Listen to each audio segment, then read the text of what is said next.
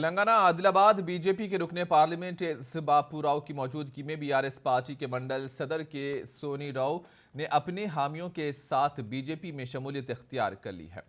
रुकने parliament S बापू राव ने उनका पार्टी में खैर मकदम किया। इस मौके पर एस बापू राव ने बात करते हुए कहा कि तेलंगाना रियासत के क़याम के बाद आदिवासियों की नज़रअंदाज कर दिया गया है।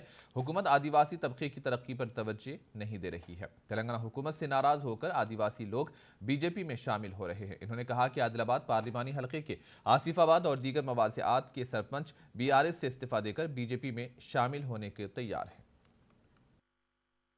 అదే రకంగా ఇవాళ ఏదైతే అనేక సమస్యలతో సతమతమవుతున్న గ్రామాలను పట్టించుకోకుండా కేవలం ఏదైతే కేంద్రం నిధులు ఏవైతే వస్తాయో ఆ నిధులన్నింటినీ కూడా మా నిధులే అని చెప్పి ఆదివాసులను మోసం చేయడం వలన ఇవాళ ఆదివాసులు తెలుసుకోవడం జరిగింది. అసలు రాష్ట్రం నిధులు ఇస్తుందా, కేంద్రం నిధులు ఇస్తుందా అనేది స్పష్టంగా వాళ్ళు అవగాహన చేసుకున్న తర్వాత ఇవి కేంద్రం నిధులే అని వాళ్ళు తెలుసుకోవడం వలన ఇవాళ బీఆర్ఎస్ పార్టీకి రాజీనామా చేసి భారతీయ జనతా పార్టీలో చేరడం జరిగింది. కాబట్టి భారతీయ జనతా పార్టీలో చేరిన ఆదివాసీ సోదరులందరికీ